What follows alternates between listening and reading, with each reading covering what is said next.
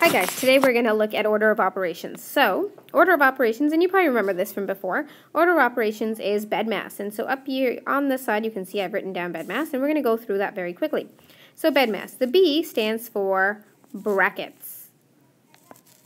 So those are brackets. So anytime that you see those, that means that you do that first.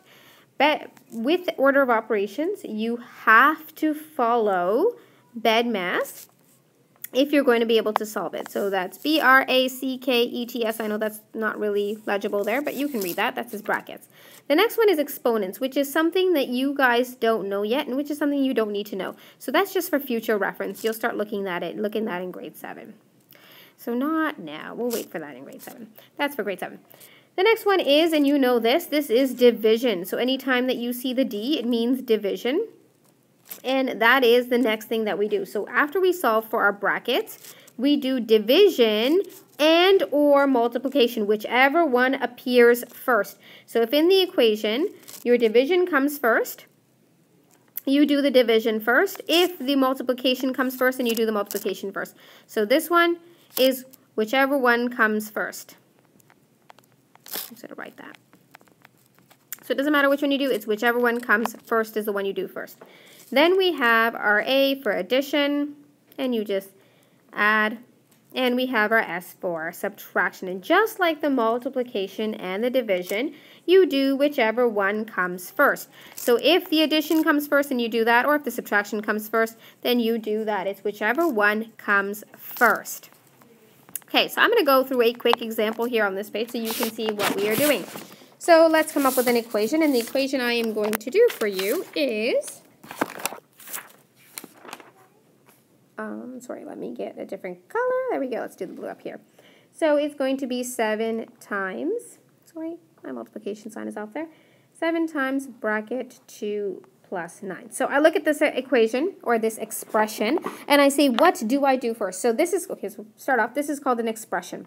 So anytime that you look at a problem that looks like this, it's an expression. It's how you are expressing the equation. So I look at it and say, okay, what am I going to do first? I go to my BEDMAS, and it says brackets comes first. So I go to my question, I say, where are the brackets? They're right here. So it doesn't matter if it's a multiplication question in there or an addition question in there. Whatever is in there, you solve that first. So I'm going to go ahead and I'm going to solve it. So how you do it is you put an equal sign in the end. You leave the 7 where it is. You put the multiplication sign back where it is, and you solve whatever is in this bracket. So we know that 2 plus 9 is 11, and I write 11 down. So you saw how I simply brought down my 7, brought down my multiplication sign, and then solved for that part right there. I didn't skip, I didn't put that in front and then put this in the back. I kept everything in the same order that it was. Then again, in order to keep going, I put my equal sign back, and I'm just going to keep changing colors here so we can see what's happening. Put my equal sign back, and now I say, now there are no brackets. So I'm done my brackets, and I go down. Is there a multiplication or division? And yes, there is. There is a multiplication. So I go, what's 7 times 11? And we know 7 times 11 is 77. So that's how I solved it.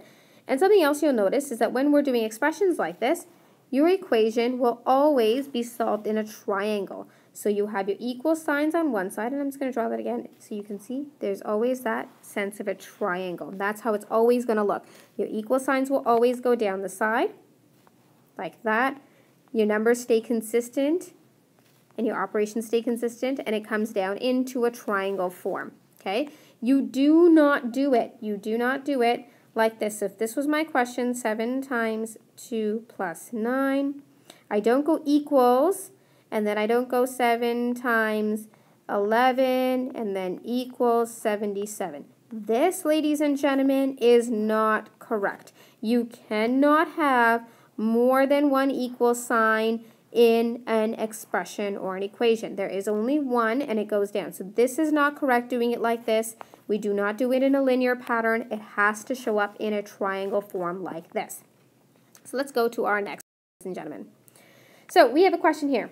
Okay, so let's do this one together. So I have a question, and the question says 16 minus 14 divided by 2. So I go, okay, what am I going to do first? And to help me out, I'm just going to write this on the side. I have B E,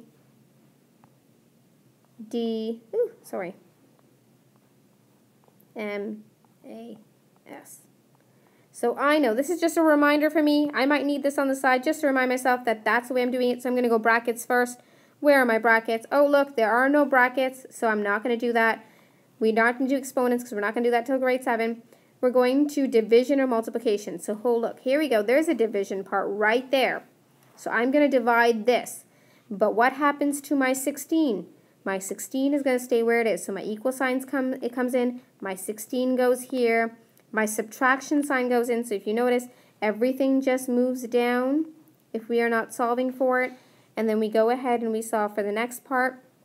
14 divided by 2. You're going to go ahead and do that. So again, use mental math. Use grouping strategies. Whatever works for you to be able to break that down. So you think, if I have 14 and I need to break it into 2 equal parts, what am I going to get? And what you get is a 7.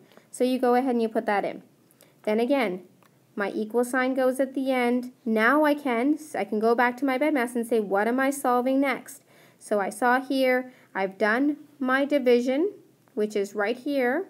I'm just going to draw a little arrow in there. So I solve for this. That's where I got this from.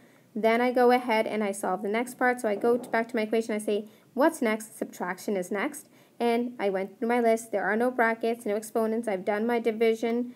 So no brackets, no exponents. I've done my division or my multiplication. Next is addition or subtraction, whichever one comes first. And in this case, it is the subtraction.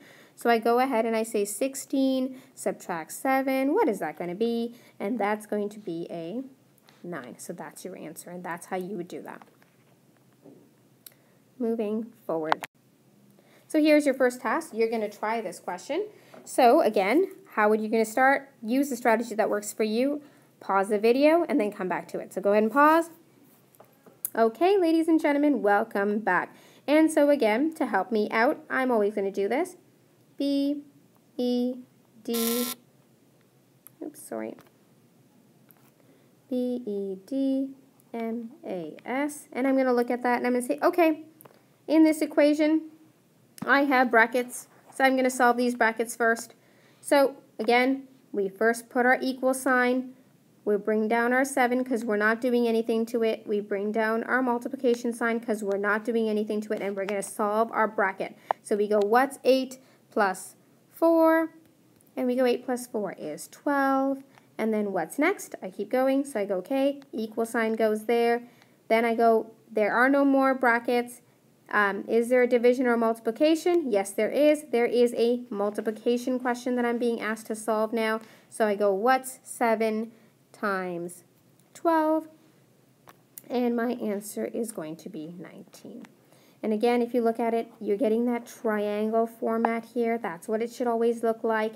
And always bring down, so you always make sure when you're doing BEDMAS that you bring down the parts that you're not solving in the equation when you solve the other part, and then you come down the end there. And again, keep in mind, it doesn't matter what's in the bracket. It could be a subtraction or addition, but whatever is in the bracket, you have to solve first. Don't go solving the multiplication or division first because this is an addition. Always solve whatever is in the bracket first and then move forward. Okay, moving on. This is now a word problem, and so you're going to read the word problem. We're going to come up with an expression together, and then we are going to actually solve this expression. So if you read that question, the question reads, Jason bought 4 burgers for 50 cents each. And what I'm going to do is I'm going to highlight important information. This is something that's going to help you as you go on. So he bought 4 burgers for 50 cents each. Then he bought 1 apple for 80 cents. And what I need to do is I need to write an expression, and I need to find out the total cost in dollars. So those are things I need to do.